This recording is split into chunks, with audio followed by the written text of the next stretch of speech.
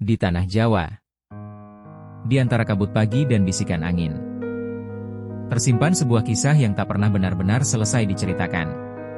Kisah tentang dua jalan, dua kebenaran, dan satu pencarian hakikat kehidupan.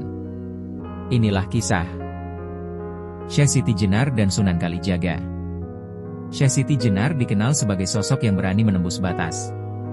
Ia berbicara tentang Tuhan bukan sebagai sosok jauh di langit, melainkan hadir di dalam diri setiap manusia, manunggaling kaula Gusti.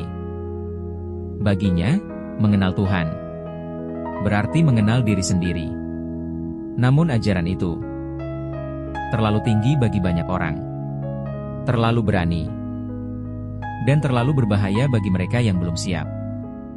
Di sisi lain, berdirilah Sunan Kalijaga, seorang wali yang memahami masyarakat, yang tahu bahwa kebenaran tanpa kebijaksanaan dapat melukai lebih dari menyembuhkan. Ia melihat kegelisahan tumbuh di tengah umat. Ajaran yang disalahpahami. Orang-orang yang mengira dirinya telah mencapai Tuhan. Dan di sanalah takdir mempertemukan dua jalan besar. Siti Jenar tersenyum tipis. "Bukan aku yang meninggikan jalan ini," katanya. "Manusia sendirilah yang takut melangkah." Angin berhembus lebih kencang. Daun-daun berputar di antara mereka. Bukan tubuh yang bersiap bertarung, melainkan kesadaran. Di sebuah tempat sunyi, di bawah langit yang berat oleh awan, Syekh Siti Jenar dan Sunan Kalijaga berdiri berhadapan. Tak ada senjata, tak ada amarah. Hanya dua jiwa yang membawa beban kebenaran masing-masing.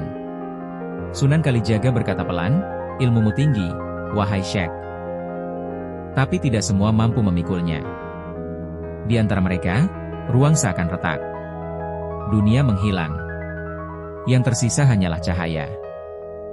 Dan keheningan yang berbicara lebih lantang dari suara. Sunan Kalijaga melihat manusia yang tersesat oleh hawa nafsu.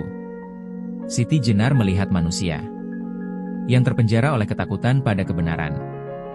Dalam keheningan itu, Sunan Kalijaga menundukkan kepala.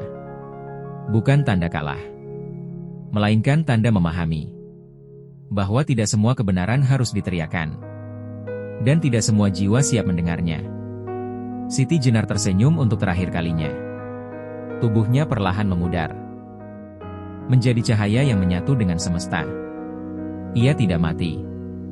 Ia pulang. Sejak hari itu, nama Syekh Siti Jenar hidup dalam bisik sejarah. Ada yang menyebutnya sesat, ada yang menyebutnya suci. Namun hanya sedikit yang benar-benar memahami apa yang ia perjuangkan. Karena pada akhirnya, kisah ini bukan tentang siapa yang benar, melainkan tentang keberanian untuk mencari kebenaran di dalam diri sendiri.